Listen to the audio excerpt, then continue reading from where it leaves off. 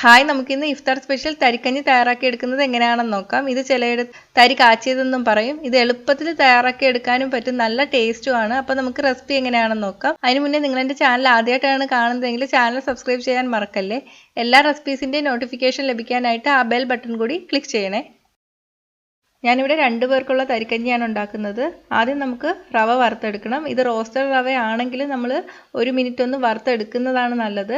അപ്പോൾ 1.5 table spoon റവ എടുത്തിട്ടുണ്ട്. ഈ അളവുകളൊക്കെ കറക്റ്റായിട്ട് തന്നെ എടുക്കണം. 1 ടേബിൾ സ്പൂൺ നല്ല നേർത്ത വെർമിസെല്ലി എടുത്തിട്ടുണ്ട്. ഇപ്പോൾ അതില്ലെങ്കിൽ ചേർക്കണ്ട. ഇപ്പോൾ വലിയ വെർമിസെല്ലിയൊക്കെ കിട്ടും, അത് ഇതിലോട്ട് ചേർത്താലും അത്ര ടേസ്റ്റ് ഒന്നും കിട്ടില്ല.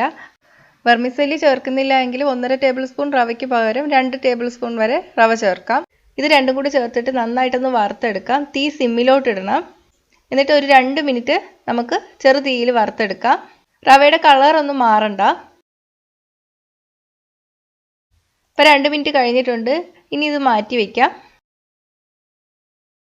ഇനി നമുക്ക് പാല് തിളപ്പിച്ചെടുക്കണം. ചില സ്ഥലങ്ങളിൽ തരിക്കഞ്ഞി തേങ്ങാപ്പാൽ വെച്ചിട്ടാണ് ഉണ്ടാക്കുന്നത്, ചില സ്ഥലങ്ങളിൽ പശുവിൻ പാലാണ് യൂസ് ചെയ്യുന്നത്. അപ്പോൾ നമ്മൾ ഇന്ന് ചെയ്യാൻ പോകുന്നത് പശുവിൻ പാൽ വെച്ചിട്ടാണ്. 1 കപ്പ് പശുവിൻ പാൽ എടുത്തിട്ടുണ്ട്. ഇതിലോട്ട് 1 കപ്പ് വെള്ളം ചേർത്ത് കൊടുക്കാം. ഞാൻ എടുത്ത പാല് നല്ല കട്ടിപ്പാലാണ്, അതുകൊണ്ടാണ് 1 കപ്പ് വെള്ളം ചേർത്ത് കൊടുത്തത്. നമ്മുടെ നാട്ടിലൊക്കെ ചിലപ്പോൾ വെള്ളം പോലുള്ള പാലായിരിക്കും കിട്ടുന്നത്. അങ്ങനെയാണെങ്കിൽ 2 കപ്പ് പാലെടുക്കുക. കട്ടിപ്പാലാണെങ്കിൽ ഇതുപോലെ തന്നെ 1 കപ്പ് പാലും 1 കപ്പ് വെള്ളവും എടുക്കുക. ഇനി ഇത് നന്നായിട്ട് തിളപ്പിച്ചെടുക്കാം. 1/4 കപ്പ് പഞ്ചസാര, 1 ഏലക്ക, 1 നുള്ളു ഉപ്പ് കൂടി ചേർത്ത് കൊടുക്കുക. ഇനി മിക്സ് ചെയ്തതിന് ശേഷം തിളപ്പിച്ചെടുക്കാം.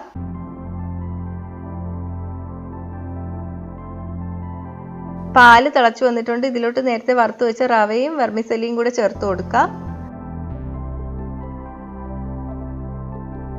ഇനി മീഡിയത്തിലിട്ടിട്ട് ഈ റവയും വെർമിസെല്ലിയും നന്നായിട്ട് വെന്ത് വരണം. ഏകദേശം ഒരു 3-4 മിനിറ്റ് എടുക്കുമ്പോൾ തന്നെ ഇത് വെന്ത് കിട്ടും.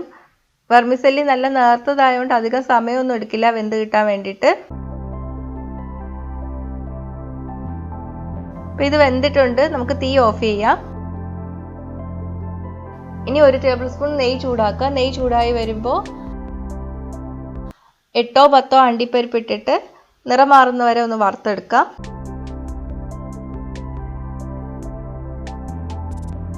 ഇനി ഇതിലോട്ട് 1 ടേബിൾ സ്പൂൺ ഉണക്കമുന്തിരി ഇട്ട് കൊടുക്കാം. ഇത് റെഡി ആയിട്ടുണ്ട്. നമുക്ക് മാറ്റി വയ്ക്കാം. ഇനി ഇതിലോട്ട് 1 ചെറിയ ഉള്ളി നല്ല നേർമയായിട്ട് അരിഞ്ഞെടുത്തിട്ട് നല്ല ബ്രൗൺ നിറം ആവുന്നവരെ വഴറ്റിയെടുക്കാം. ബ്രൗൺ നിറം ആയി വന്നിട്ടുണ്ട്. ഇത് നമ്മുടെ കഞ്ഞിയിലോട്ട് ചേർത്ത് കൊടുക്കാം. നേരത്തെ വറുത്ത് വെച്ച അണ്ടിപ്പരിപ്പും മുന്തിരിയും കൂടെ ചേർക്കാം. നന്നായിട്ട് മിക്സ് ചെയ്ത് കൊടുക്കുക. തരിക്കഞ്ഞി തയ്യാറായിട്ടുണ്ട്. മധുരത്തിന് വേണ്ടിയിട്ട് നേരത്തെ ഞാൻ 1/4 കപ്പ് പഞ്ചസാരയാണ് ചേർത്തത്. ഇത് അത്യാവശ്യം നല്ല മധുരം കാണും. അപ്പം മധുരം കുറച്ച് വേണമെന്നുള്ളവർ കുറച്ച് പഞ്ചസാര ചേർത്താൽ മതി. നല്ല ടേസ്റ്റ് ഉള്ള ഒരു ഇഫ്താർ ആയിട്ടാണ് ഇത്. ഈ രീതിയിലൊന്ന് തരിക്കഞ്ഞി ഉണ്ടാക്കി നോക്കുക. ഉണ്ടാക്കി നോക്കിയിട്ട് അഭിപ്രായം കമൻറ്റ് ചെയ്യുക. ഇഷ്ടമായെങ്കിൽ ലൈക്ക് ചെയ്യുക. ഫ്രണ്ട്സ് റിലേറ്റീവ്സ് ആയിട്ടൊക്കെ ഷെയർ ചെയ്ത് കൊടുക്കുക. കൂടുതൽ റെസിപ്പികൾക്കായിട്ട് ചാനൽ സബ്സ്ക്രൈബ് ചെയ്യാൻ മറക്കല്ലേ.